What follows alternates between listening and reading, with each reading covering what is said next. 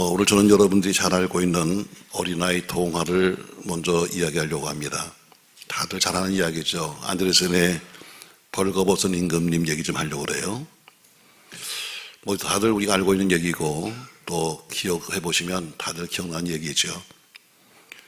어린아이에게 주는 교훈으로 썼지만 그러나 사실은 어린아이가 아니라 어른들이 들어야 할 동화이기도 하고 깊이 생각할 교훈이 되기도 합니다. 아주 먼 옛날에 한 새 옷을 입기를 좋아하는 한 임금이 있었습니다. 날마다 새 옷을 입으니까 그 옷을 만들어대는 신하들도 참 바빴죠. 정신 못 차리게 옷을 만들어야 합니다. 왜? 매일 새 옷을 입으니까. 이 소문을 듣고 돈도 벌고 또 임금도 고려줄 생각으로 침입한 젊은 두 사익분들이 소문을 냅니다. 세상에서 제일 아름다운 옷감을 짠다 하는 소문을 냈어요. 옷감이 아름다운 것은 물론이고 무늬와 색깔이 고상하고 특히 거질만장이나 바보스러운 사람이나 부정하는 공무원에게는 그 옷이 보이지 않는다, 이런 소문을 냈습니다. 이 소문이 임금님 귀에 들리니까 임금이 생각에 야, 대단한 거네, 참 거창하고 굉장한 옷이네 하면서 늙은 신하를 보내서 가서 그 옷감을 좀 보고 와라 하고 보냈습니다. 임금이 보낸 그 신하가, 늙은 신하가 가서 또 젊은이가 일하고 있는 그 옷감 자는 곳에 가봤는데 빈 배틀에 앉아서 헛손질만 하고 있는 겁니다. 아무리 눈을 씻고 봐도 옷감은 나오지 않는데 그때 문득 생각나기를, 그래, 이 옷감은 바보스러운 사람이나 거짓말장이나 고정 공무에게는 안 보인다고 했지. 그럼 내가 만약에 안 보인다 그러면 내가 그렇게 되는 거 아니야?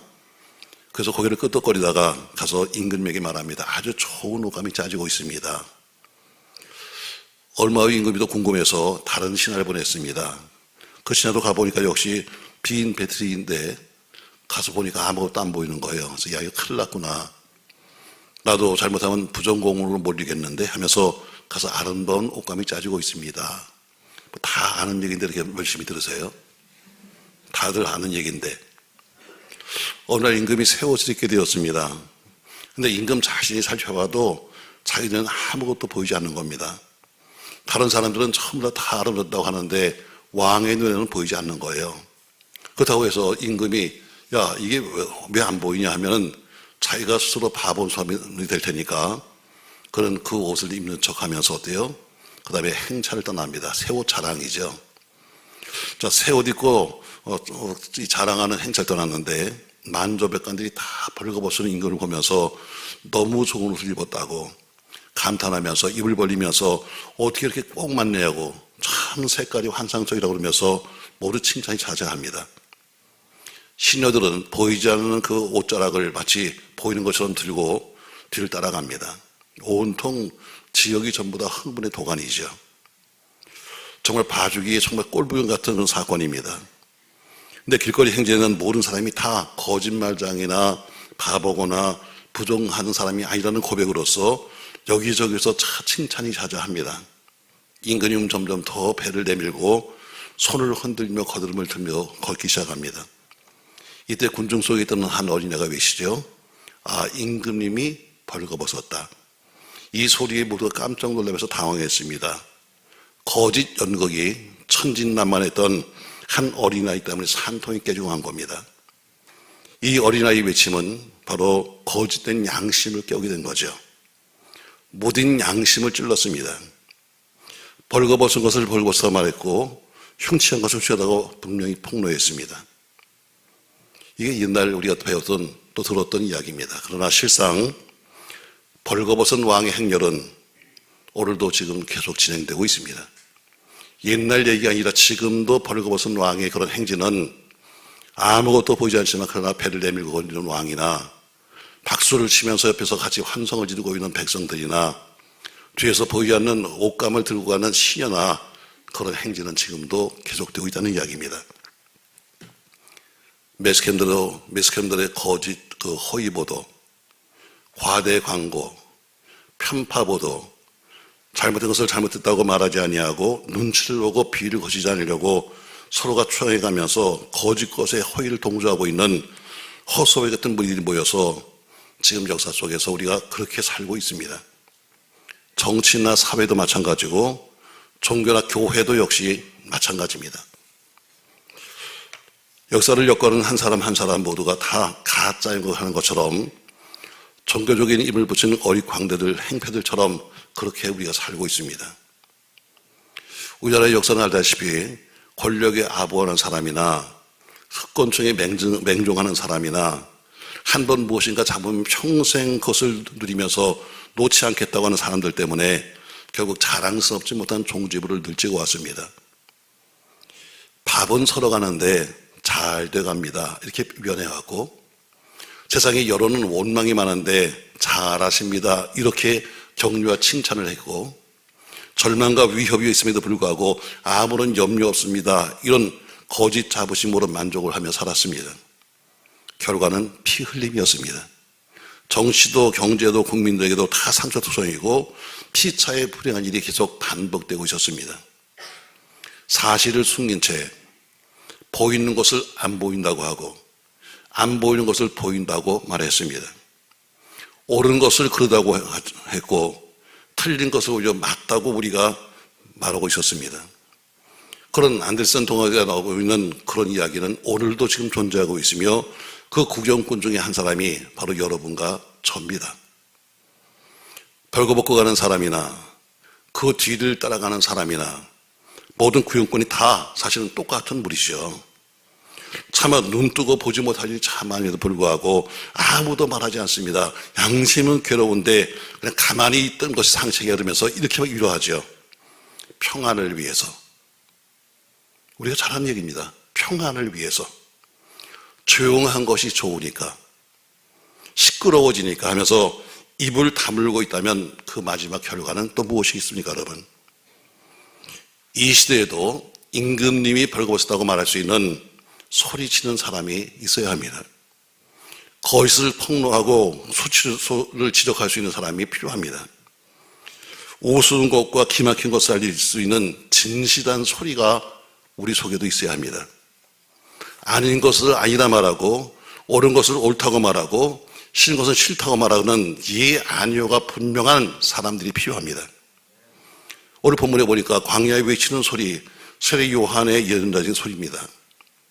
세례 요한은 예수님보다 6개월 먼저 활동을 시작했죠. 그 당시 헤로드 왕 안디바가 통치하는 시대였습니다. 그 사람은 참 너무 악독한 사람이었습니다. 탐욕이 있는 사람이고 술 취하는 사람이고 잔인함이 거기에 달하고 있을 때 누구도 죄를 비난하지 않았습니다. 누구도 그 헤롯 왕의 죄를 지적하지 않았습니다. 누구도 그 사람에게서 회개하는 말을 하지 않았습니다. 무서워서 말도 못했습니다. 그때 세례 요한이 외쳤습니다.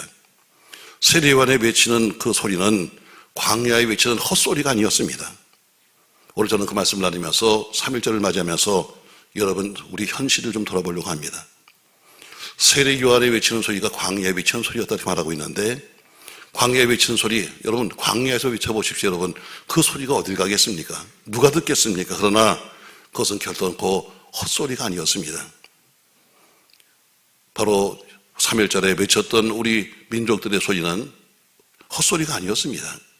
그 당시에는 그것 때문에 만상의 피를 보고 힘들었지만 그러나 그 소리는 진실의 소리였습니다.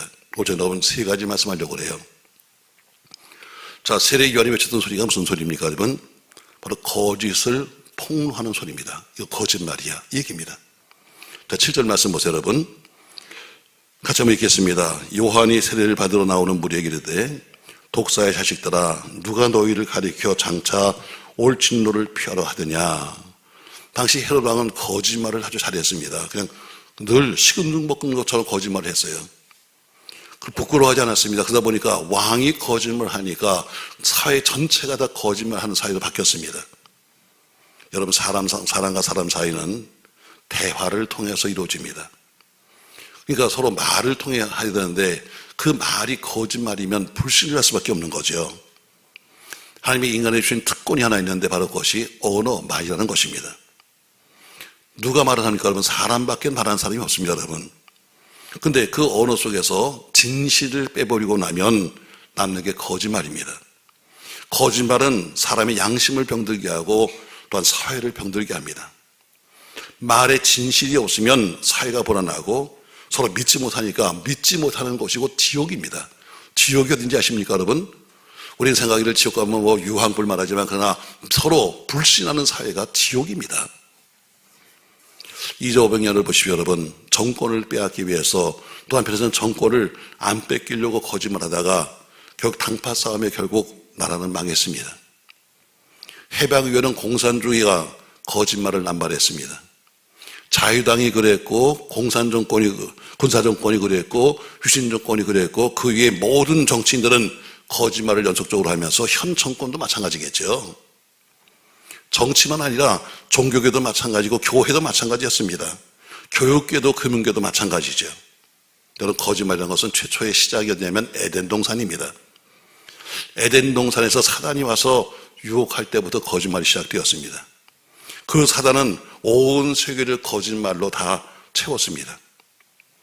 그래서 하나님께서 모세에게 주신 계명 중에 9번째 계명이 거짓말하지 말라는 계명입니다. 이권을 위해서, 정권 연장을 위해서 국민을 우롱하거나 자기 출세를 위해서 남을 중상모략하거나 진실과 성실을 생명으로 삼고 사람과 사람 사이에 참 모습이 있어야 되는데 그 참 모습을 잊어버리고 말았습니다. 우리 교회에서 한 2년 있다가 우리 1월 달에 다른 교회를 떠난 유 목사님이 다른 교회 담임 목사가 되어서 떠났습니다. 또 그 교회 재밌게 하더라고요. 그 교회는 기존적으로 분목사가 2명 있었는데 이번에 1명을 더 뽑아서 3명을 놓고 그리고 3명 중에서 1명을 담임 목사로 뽑겠다 이랬습니다. 어쩌면 먼저 있었던 2명은 한 5년 있었다니까 그 사람이 기득권이 있는 거죠. 어쩌면 맨 마지막 가는 사람이 제일 불리할 거예요. 유 목사가 나한테 물었습니다. 목사님, 한마디만 해주십시오. 저보고 밥 먹지 해서 야, 나 밥은 안 먹어.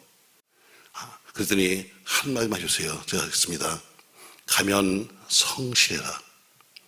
가면 성실해라. 가서 무슨 쇼하고 노래 부르면서 폼 잡고 하지 말고 성실하게 인정하라. 그러면 성실함을 인정받을 거다. 여러분, 세상으로서 여러분 별짓 다 합니다. 여러분 이것저것 갖다 둘러쓰면서 폼을 잡아도 성실한 사람을 당할 수는 없는 겁니다. 이 사회가 성실한가 여러분? 아닙니다. 우리가 한 사람 한 사람 거짓을 미워하고 그것을 우리가 폭로할 때 비로소 좋은 사회가 되는 거예요. 오늘 3.1절에 외치면 세계를 향해서 거짓말하고 있는 일본, 세계를 향해서 거짓말하고 있는 일본의 만행과 정치적인 노력에 대해서 폭로하는 바로 외침이었습니다. 말씀에 여러분, 오늘 광야에 외치는 소리 같은 이 세례 요한의 그 이야기는 바로 거짓을 폭로하는 소리입니다. 거짓은 반드시 밝혀져야 합니다. 바로 그것이 우리 민족의 소리였었고 바로 오늘 세례 요한의 소리가 거짓을 바로 밝히는 거예요. 늘 거짓말하면서 그냥 껍데기만 멋있게 살고 있는 바로 헤롯 왕에 대해서 거짓을 폭로하는 겁니다. 맞습니다. 여러분, 거짓은 오래 갈 수 없습니다. 그 당시엔 그것이 맞는 것 같지만 그러나 조금만 세월이 가면 저 사람이 진짜인지 가짜인지는 알게 되는 거예요. 여러분, 물건도 보세요. 여러분, 물건도 짝퉁과 여러분 그 진품이 거의 비슷합니다. 내년에는 아무리 봐도 난 진품을 못 찾겠어요. 이번에 우리가 곧 이제 항존지 취임을 하는데 제가 그런 얘기 했어요. 뭘 살까 하고 서로 이야기하다가 내가 옛날 얘기했어요. 처음에 우리가 교회를 개척하고 만졌을 때 사람들이 우리 교회에 대한 기대가 더 굉장히 큽니다. 그래서 우리 교회는 손님도 많이 와. 왜? 먹을 게 많아서 그런지. 그래서 제가 뭘 사면 좋을까 하다가 돈은 없으니까 제가 여기 화곡 유통을 갔잖아. 가서 그릇이 쭉 있는데요. 이걸 고르니까 이게 불량품이래요. 근데 내년에 아무리 해도 어디가 불량인지 이해가 안 되는 거예요. 도대체 이게 왜 불량이냐니까 다른 게 불량품이래. 그래서 불량품을 사왔어요. 그리고 포장을 했어요. 롯데, 신세계. 목사님이 가져가면서 우리 세상에 우리가 지금까지 행사해가지고 롯데 거 준 것이 처음이래네. 다 가져갔어요. 속은 뭐예요? 불량이래.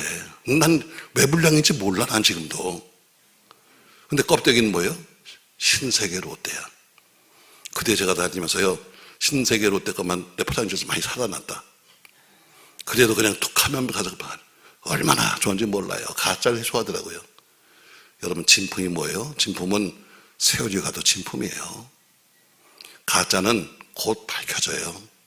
신앙도 마찬가지예요. 신앙도 가짜는 곧 밝혀져요. 진짜는 오래 가요. 오늘 그것을 폭로하는 것이 뭐냐면 바로 새 요한의 이야기예요. 그의 외침이 뭐니까 여러분, 저 헤롯 왕이 지금 거짓말하는 거야 하는 것처럼 3.1 운동의 여러분 외침이 뭐예요? 일본이 거짓말하고 있다. 전 세계를 향해서 우리가 민주주의로 우리가 하나가 되었고 하는 이 거짓말, 바로 그것을 폭로하는 게 오늘 3.1절의 외침이에요. 자, 두 번째, 오늘 세례 요한의 외침이 뭐냐? 광야에서 엎쳐진 소리가 아니에요. 개혁하자는 소리예요. 개혁하자. 자, 11절 말씀 보시죠. 같이 한번 읽겠습니다. 11절. 대답하여 가로되 옷 두 벌 있는 자는 옷 없는 자에게 나눠줄 것이요 먹을 것이 없는 자도 그렇게 할 것이니라. 무슨 얘기가 여러분, 세례 요한은 사회 정화를 부르짖었어요. 빈익빈 부익부가 아니라 피차 나누어 갖자. 두 벌 있으면 한 벌 나눠주자 해서 서로가 함께 잘 사는 사회를 만들자는 거예요.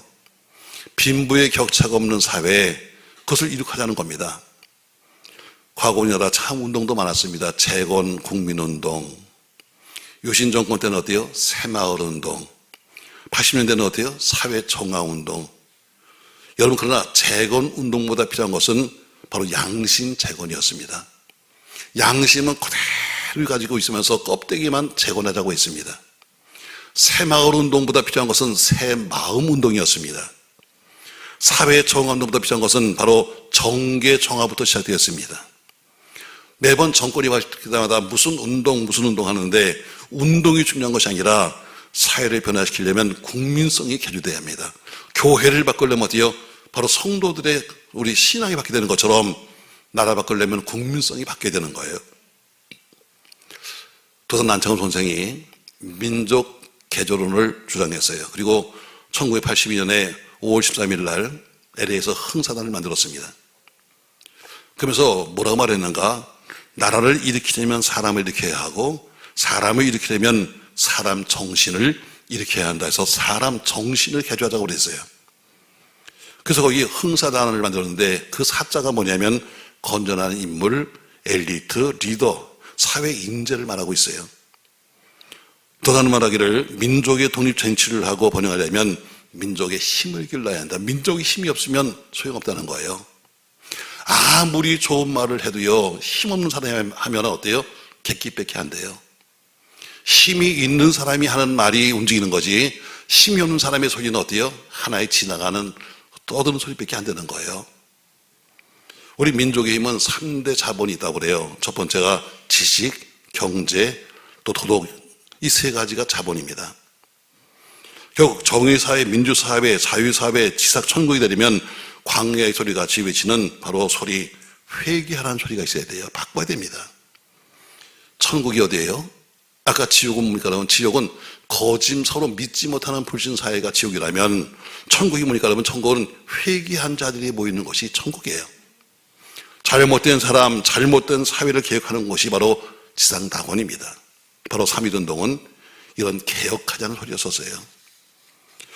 먼저 우리 자신에 대한 개혁의 소리요, 어떤 민족을 버리고 현 시대에 안주하고 있는 매국노나 친일파에 대한 양심 개혁의 소리요, 일본에 대해서는 자성과 개혁을 요구하는 몸부림치는 요리였습니다. 그 3.1운동의 소리는 바로 거짓을 폭로하는 소리요, 두 번째는 개혁을 부르짖는 소리였습니다. 세례요한의 소리가 똑같습니다, 여러분. 자, 세 번째 보면은 이 소리는 무슨 소리냐? 정의의 목마른 소리입니다.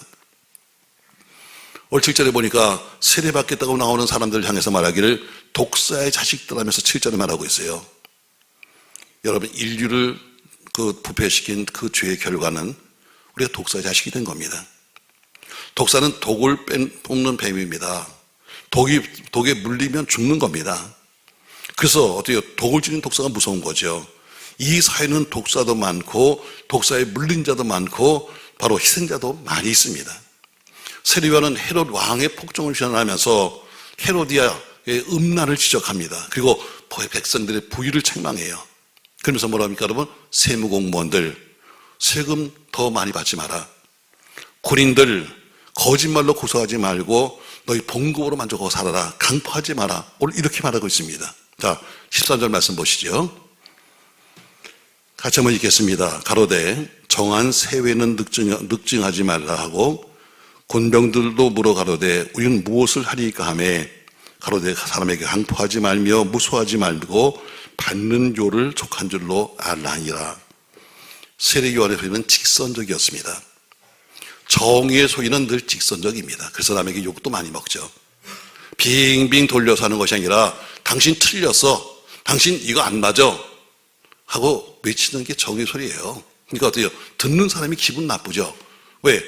누구나 여러분 그런 소리 누가 듣고 있었어요? 교인들도 목사하는 소리가 듣기 싫은데 그 소리를 들을만 하겠어요, 여러분? 아니요. 그러나 사람들은 어때요? 뱅뱅 돌려서 말하는 건 진리가 아니에요. 진리는 직선적입니다. 틀린 건 틀렸습니다. 맞는 건 맞습니다 하는 것이 진리지 뱅뱅 돌려서 끝에 가서 딴 말하는 게 아니에요. 사회도 교회도 마찬가지 여러분. 누구도 올바른 책망의 소리를 들으려고 하지 않아요. 어떻게든지 자기가 하는 이야기가 맞다는 것을 주장하려고 그러지 책망한 소리를 들으려고 하지 않습니다. 3.1절 만세운동은 정의의 목마름의 외침이에요. 그 당시 만세운동하는 거 보세요. 여러분. 무슨 정권에 무슨 욕망이 있다든가 개인적인 이득이 있다든가 혹은 명예를 갖겠다는 이런 타산적인 투쟁이 아니라 거짓된 침략주의에 대한 한민족의 도전이에요. 위장된 민주주의를 향한 온 세계에 알리는 민족들의 혁명이에요. 오늘 세례 요한이 정의의 소리를 갖다가 광야에서 외치는데 양심을 거스리는 그 사람들에게 양심껏 살라고 외치는 겁니다. 여러분 우리가 살고 있는 자유민주주의 이게 그냥 된 게 아닙니다. 여러분 피를 먹고 자란 열매입니다. 피 흘림이 없이는 어떤 자유도 어떤 민주주의도 없는 겁니다. 그러므로 일본 사람들이 억압 속에서 자유를 위해서 3.1 운동했던 사람들, 독재자의 횡포 속에서 민주주의를 투쟁했던 4.19, 또 군대 폭력적인 독재 정치에 적은 민주회복에서 싸웠던 5.18 광주 민주화운동, 다 모두가 피 흘림의 투쟁입니다. 그러니까 우리는 그동안 그들이 흘렸던 모든 피가 헛되지 않도록 우리가 살아야 되는 거죠. 자유, 정의, 평등, 민주주의는 인생 최대의 과제입니다. 잘못된 것을 잘못다고 말할 수 있는 사회, 또 잘못된 것을 틀렸다고 말할 수 있는 그런 사람들이 존재해야 합니다. 링컨은 이런 말을 합니다. 항의함이 마땅할 때 침묵을 지킴은 일종의 죄악이다. 이건 분명히 항의할 일인데도 불구하고 입을 다무는 것은 바로 범죄라는 이야기입니다.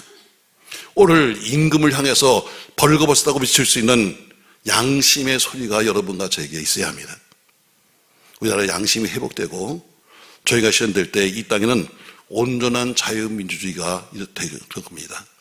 뭐 광화문에 여러분 손 들고 싸운다고 되는 것이 아니라 우리 양심이 회복돼야 되는 거지, 양심이 회복되지 않고 이득이 더 있으면 절대로 회복되지 않습니다.